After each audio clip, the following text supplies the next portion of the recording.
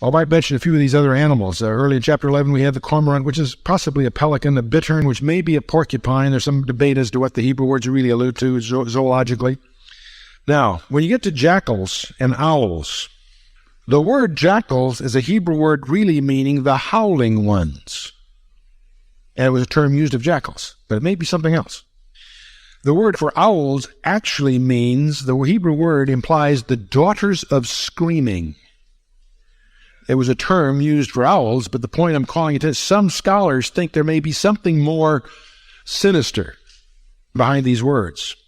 In verse 14, the wild beasts of the desert shall also meet with the wild beasts of the island, and the wild goat shall cry to his fellow, and screech owl shall also rest there and find for herself a place of rest.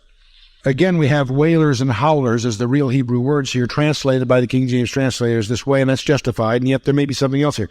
The screech owl, the word is lilith in the Hebrew, and that's also a word in the Hebrew that means female demon. If you've studied Hebrew demonology, there's a half a dozen of these words that we generally see as demon or something else, but there's a hierarchy and there's a whole, at least a folklore, if nothing else, behind that. But the point is, Lilith is a word used of a female demon. That causes me to suspect, not sell or insist upon, but suspect that behind this text, the idioms here are not zoological, but perhaps demonological in the vocabulary. And so that's a possibility, okay? Moving on to verse 15, there shall be the great owl make her nest, and lay, and hatch, and gather under her shadow. There shall the kites also be gathered, every one with her mate.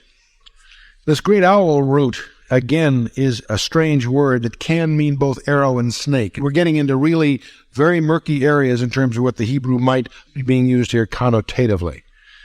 Moving on, verse 16, seek ye out of the book of the Lord and read, no one of these shall fail, none shall lack her mate, for my mouth it hath commanded, and his spirit it hath gathered them, and he hath cast the lot for them, and his hand hath divided unto them by line, and they shall possess it forever, from generation to generation shall they dwell therein. Heavy stuff. We have one short chapter, and we'll close the first 35